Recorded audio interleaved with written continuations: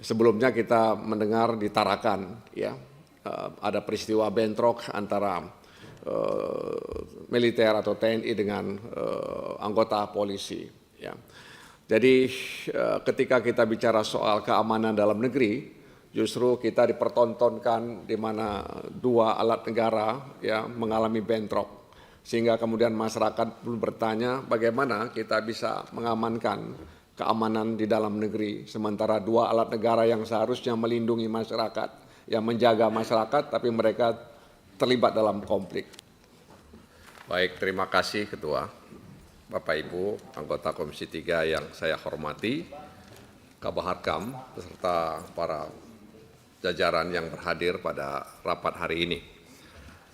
Terima kasih kesempatan yang diberikan Ketua kepada kami. Yang pertama, kami menyimak hampir lebih kurang 50 menit paparan Kabaharkam soal pengamanan Idul Fitri tahun 2025, kemudian juga soal bagaimana Baharkam bisa merealisasikan penerimaan negara bukan pajak, dan terakhir mengurai soal tupoksi dari Baharkam tadi itu.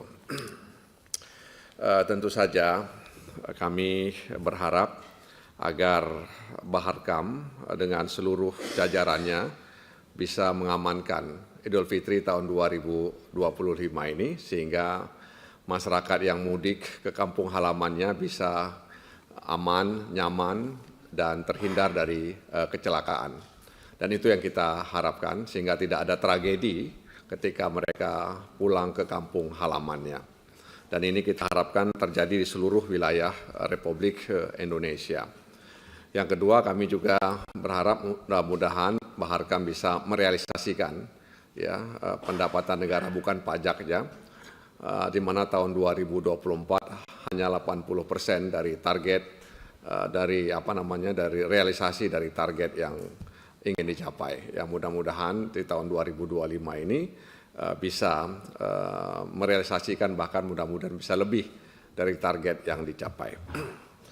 Nah, yang ketiga, di sini disebutkan kami juga berharap agar Baharkam bisa mengokohkan posisinya sebagai pembina keamanan dalam negeri. Tapi ada satu peristiwa tadi yang sudah disinggung oleh Ketua Komisi 3, apa yang terjadi di Lampung atau Waikanan tersebut. Ini di mana diduga ada keterlibatan anggota TNI, dan hari ini kepolisian dan militer sedang mengusut pelakunya, dan pelakunya juga sudah ditangkap.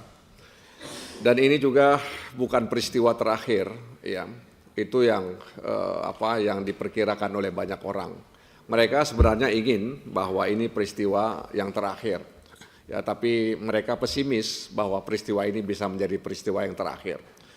Sebelumnya kita mendengar di Tarakan, ya, ada peristiwa bentrok antara militer atau TNI dengan anggota polisi. Ya. Jadi ketika kita bicara soal keamanan dalam negeri, justru kita dipertontonkan di mana dua alat negara ya mengalami bentrok, sehingga kemudian masyarakat pun bertanya bagaimana kita bisa mengamankan keamanan di dalam negeri, sementara dua alat negara yang seharusnya melindungi masyarakat, yang menjaga masyarakat, tapi mereka terlibat dalam konflik. Apapun alasannya, mungkin bisa kita sajikan di ruangan ini. Ya, tapi oleh karena itu memang perlu untuk dievaluasi sebenarnya dalam posisi Baharkam sebagai pembina keamanan dalam negeri. Sekali lagi, dalam posisi Baharkam sebagai pembina keamanan dalam negeri. Ya, bagaimana kita harapkan ini mudah-mudahan tidak terulang lagi peristiwa ini, ya. Karena sekali lagi itu akan membuat publik bertanya, ya, bagaimana kita bisa menjadi pembina keamanan dalam negeri kalau kemudian kita dipertontonkan, diperlihatkan bahwa ada dua alat negara yang konflik. Jadi bulan Ramadan yang seharusnya menjadi bulan kedamaian, ketenangan, ketertiban, justru menjadi suri berdarah di tempat itu. Bagaimana Ibtu Lusianto, kemudian Bribka Petrus Aprianto, ya, dan juga kemudian Bribka Galib Surya Ganta itu harus menegang nyawa, ya menghadapi mereka itu. Jadi ini jangan dianggap remeh menurut saya, ya tidak boleh kita anggap sepele, ya karena mereka sedang bertugas ya untuk menertibkan penyakit-penyakit masyarakat yang ada di lingkungan mereka. Justru ada oknum-oknum yang memelihara penyakit masyarakat di tempat itu. Oleh karena itu layak dikutuk sebenarnya, ya pelaku itu kalau memang dia benar melakukan itu karena sedang diusut. Oleh karena itu sekali lagi dalam konteks posisi Baharkam sebagai pembina keamanan dalam negeri, hal seperti ini barangkali harus menjadi pelajaran, ada upaya yang sungguh-sungguh dari kita untuk memastikan bahwa tidak ada lagi konflik antara TNI, polisi, meskipun barangkali kita bisa sebut oknum dan lain sebagainya, tapi kadang-kadang melibatkan banyak anggota. Yang ketiga, kami juga berharap ya kepada Baharkam dalam konteks Binmas ya. Di sini tentu ada Kakor Binmas, kemudian Dirbin Potmas dan Dirsin Tipmas. Mungkin perlu juga Baharkam memikirkan tentang desa presisi ya. Ya, menggagas desa presisi. Jadi kalau misalnya BNN ada desa bersinar, kemudian Kementerian Hukum ada desa sadar hukum, barangkali Baharkam dan jajaran perlu memikirkan desa presisi. Ya. Apalagi hari ini kita sadar bahwa desa menjadi ujung tombak sebenarnya. Ya. Menjadi ujung tombak pelayanan terhadap masyarakat.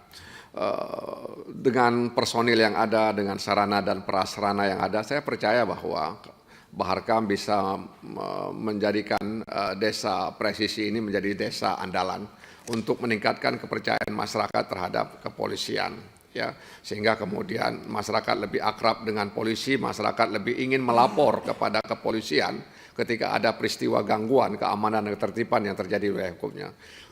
Baru-baru ini kita mendapatkan satu informasi bahwa hasil survei menunjukkan 44,sekian% masyarakat enggan ya, melaporkan peristiwa kepada kepolisian. Ya, jadi ini juga satu hal yang perlu untuk kita pikirkan bersama-sama. Jadi saya dalam kesempatan ini mengusulkan kepada Baharkam dan jajarannya barangkali bisa menggagas desa presisi ya, sehingga kemudian desa ini bisa mengantisipasi situasi dan keamanan yang ada di desa tersebut. Apalagi kalau kita kemudian merujuk apa yang disampaikan oleh Pak Presiden soal koperasi merah putih. Ya. Jadi desa presisi ini juga akan bisa membantu Presiden untuk mengelola koperasi merah putih sehingga koperasi itu berdaya guna, berhasil guna untuk mendongkrak perekonomian masyarakat di desa. Saya pikir ini penting ya menurut saya ya agar kemudian polisi lebih dekat dengan masyarakat, masyarakat lebih dekat dengan polisi, dan apa yang disampaikan oleh Baharkam tadi soal Babin Kaptipmas itu bukan hanya soal sambang ya, tapi dia juga menjadi semacam security assessor ya, menjadi orang yang bisa menilai ya, keamanan di desa tersebut. Barangkali demikian ya beberapa harapan yang ingin saya sampaikan. Mudah-mudahan kita bisa mewujudkan apa yang disampaikan oleh Baharkam tadi ini. Sangat indah sekali sebenarnya. Apa yang disampaikan Baharkam ini sangat indah sekali. Andai kata ini bisa terwujud, saya pikir kita bisa menghadirkan Indonesia yang aman ya di setiap pelosok negeri ini. Tapi ini tantangan bagi kita ya, bahwa tidak mudah untuk menghadirkan ini semua. Nah, karena itu butuh kolaborasi di antara kita semua. Demikian Ketua, terima kasih atas kesempatan yang diberikan. Wassalamualaikum warahmatullahi wabarakatuh.